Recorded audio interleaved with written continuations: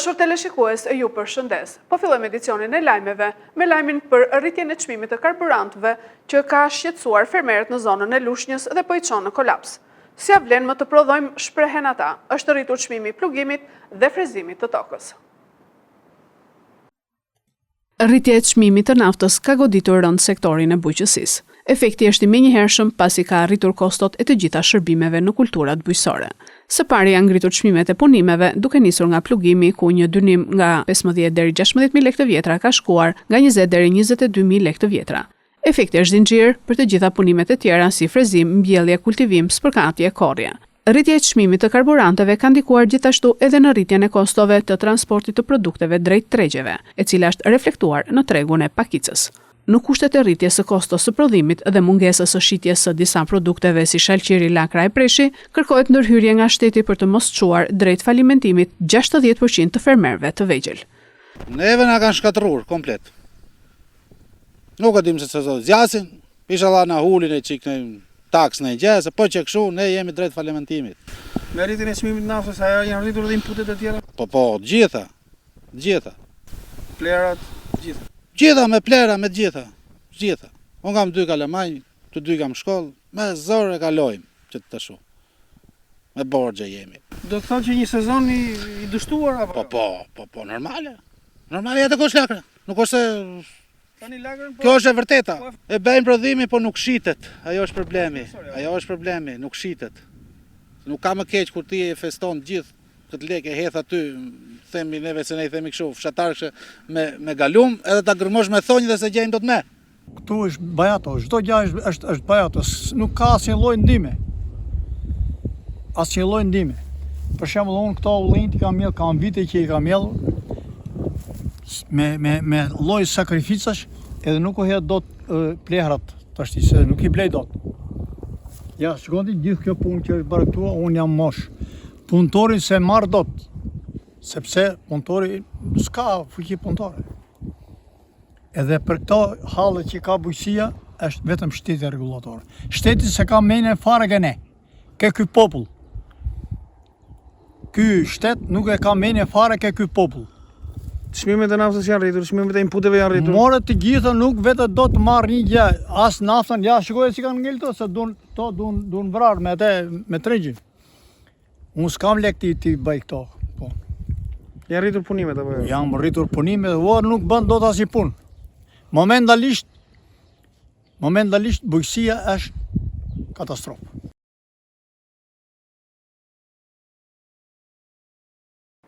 Kryetari i Partisë Demokratike Sali Berisha tregoi para gazetarëve 2 arsyet që sipas tij ndikojnë në rritjen e çmimit të karburantëve. Ato janë ngarkesa fiskale dhe nafta kontraband. Kryetari i Partisë Demokratike Sali Berisha sot para gazetarëve denoncoi rritjen e çmimit të karburantit në vend. Sipas tij, çmimi i naftës në Shqipëri është dukshëm më i lartë krahasuar me vendet fqinje, 60% më e shtrenjtë se në Kosovë dhe Maqedoni të Veriut. Dr. Berisha tha se shkak i kësaj rritje është ngarkesa fiskale dhe nafta kontraband. Kryetari i Partisë Demokratike Sali Berisha u shpreh se Shqipëria është ndërruar në instrument të tiranisë ndaj qytetarëve të saj. Ky është një akt cinik. Kjo është një shpërfillje madhe për qytetarët shqiptarë. Partia Demokratike ka gati paketën e programit të saj, me të cilin ajo vendos mbi naftën të njëjtën ngarkesë fiskale që ka Maqedonia e Veriut dhe Kosova. Të ngarkesë e cila lejon këto 2 vende që nuk nxjerrin as 1 litër naftë, të shesin naftën me çmim 60% më lirë se në Shqipëri. Pra, është një gjobe të mërshme që rëndon mbi shqiptarët. Së dyti, faktori dytë madhor është kontrabanda e naftës. As 1 litër naftë nuk hyn në Shqipëri me bote.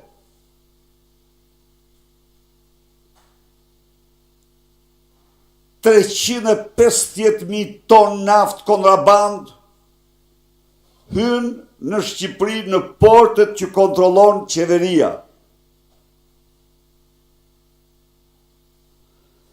350.000 ton naft kontraband janë të barabarta me të ardhur aktuale 410 milion euro, që të gjitha shkojnë në familjen e krye kontrollorit të kontrabandës që quhet Edi Rama.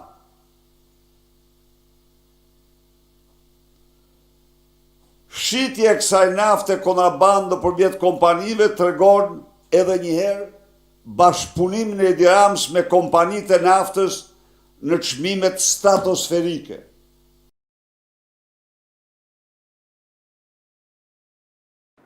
Vendet bosh që ofron tregu i punës po i plotësojnë pensionistët. Shtohen 10.000 në 2025, raportonin Stat, ndërkohë punësimi të rinjve shënon rënje. Ecuria e tregut të punës në Shqipëri për vitin 2025 tregon se teksa ekonomia rritet në vendet e reja të punës, janë punësuar pensionistët. Instat tregon se numri mesatari të punësuarve mbi 64 vjeç është zgjeruar me 8.7%, duke shtuar mbi 10.000 persona të moshuar në radhët e të punësuarve brenda një viti. Por ndodh krejt e kundërta me grup moshat e tjera ku numri të punësuarve të moshës 15 deri 64 vjeç ka pësuar një tkurrje me 15.298 persona në krahasim me 2024. Nëse pensionistët nuk do të përfshiheshin në raportim, shifrat e punësimit total do të shënonin një rënje shumë të fortë. Kjo zhvendosje demografike tregon se struktura e popullsisë po plaket me ritme të shpejta, duke detyruar tregun të adaptohet me forcën e punës që ka në dispozicion. Ndërsa të rinjtë e moshës 15-29 vjeç po zhduken nga radhët e të punësuarve me një rënje vjetore prej 4.3% në 2025 për shkak të uljes së lindjeve dhe emigracionit të lartë. Në planin afatshkurtër, punësimi i moshës mbi 64 vjeç duket si një ndihmë për arkën e shtetit, pasi këta individ vazhdojnë të paguajnë kontribute ndërsa marrin pension. Megjithatë, kjo zgjidhje nuk ofron siguri në afat më të gjatë dhe fsheh pasojat e rënda që do të vinë për skemën e sigurimeve shoqërore dhe qëndrueshmërinë fiskale të vendit. Raporti mes kontribuesve dhe përfituesve po shtrembërohet në mënyrë të rrezikshme, teksa forca aktive 15-64 vjeç po tkurret me mbi 18.000 persona në vit. Barra për të mbajtur sistemin po bie mbi një bazë gjithnjë më të vogël të rinjsh. Mbështetja tek pensionistët për të plotësuar vendet e punës që lënë të rinjt po tregon se ekonomia po përshtatet me rënjen dhe jo me rritjen. Presioni mbi buxhetin e shtetit do të rritet duke detyruar ose rritjen e mëtejshme të moshës së daljes në pension ose rritjen e taksave mbi ata pak të rinj që mbeten në vend. 27 vite më parë, NATO nisi bombardimet mbi forcat ushtarake dhe policore serbe dhe ndryshoi përfundimisht historinë e Kosovës. Sot është 27 vjetori i nisjes së bombardimeve të NATO-s mbi objektet ushtarake dhe policore serbe në ish Jugosllavi, për të ndalur dhunën e tyre dhe spastrimin etnik kundër shqiptarëve të Kosovës. Presidentja e Kosovës, Vjosa Osmani, ka cilësuar këtë ndërhyrje si vendimtare për mbrojtjen e popullit të Kosovës, i cili përballej me rrezikun e shfarosjes nga Serbia, përmes një postimi në rrjetin social Facebook. NATO veproi, Kosova nuk harron. Aleancat që mbrojnë lirinë duhet i ruajnë pa sa vet liria. Është mesazhi i presidentes, të cilin e postoi bashkë me një video historike të ish-presidentit të Shteteve të Bashkuara Bill Clinton, i cili në atë kohë argumentoi ndërhyrjen ushtarake për të ndaluar spastrimin etnik dhe dhunën në Kosovë. Bombardimet nisën më 24 mars 1999 dhe zgjatën 78 ditë.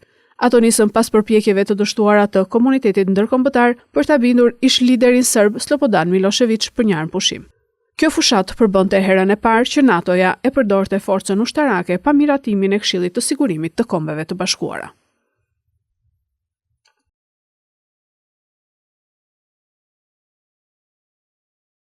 Kryeministrja italiane Giorgia Meloni humbi rënd referendumin dyditor mbi reformën e drejtësisë. Gjenerata Z votoi 58.5% kundër. Humbë rënd referendumin dyditor mbi reformën e drejtësisë kryeministrja italiane Giorgia Meloni. Rreth 54% e votuesve italian refuzuan ndryshimet, ndërsa vetëm 46% votuan pro. Në një video në Instagram, ajo pranoi rezultatin duke thënë italianët vendosën: "Ne do ta respektojmë këtë vendim." Ajo i quajti këtë rezultat një mundësi të humbur për modernizimin e Italisë, por premtoi se do të vazhdoj punën për të mirën e kombit. Sipas shtypit italian, triumfi i kampit jo i detyrohet pjesës më të re të popullsisë, midis 14 dhe 34 vjeç, ku pjesëmarrja ishte e lartë. Kështu gjenerata Z doli në votime në masën 67% me 58.5% që votuan kundër reformës. Kjo e fundit, një nga projektet kryesore të qeverisë synonte ndryshime kushtetuese, përfshirë ndarjen e karrierave të gjyqtarëve dhe prokurorëve dhe krijimin e organeve të reja të vetëqeverisjes, ku parlamenti do të kishte një rol, duke rritur kështu ndikimin politik mbi sistemin gjyqësor. Kryeministria Meloni dhe aleatët e saj argumentonin se ndryshimet do ta bënin drejtësinë më të pavarur dhe më efikase, ndërsa opozita paralajmëronte se reforma rrezikonte pavarësinë e drejtësisë dhe mund të ndikonte mbi prokurorinë pas zgjidhur problemet strukturore, si zvarritja e proceseve dhe mbi popullimi i burgjeve. Humbja e referendumit vjen vetëm një vit e gjysmë pas zgjedhjeve të rregullta parlamentare, duke u konsideruar si një test i rëndësishëm mbi popularitetin e Melonit, por ajo dhe partia e saj, Fratelli d'Italia, sërish mbeten lider të qartë në sondazhe.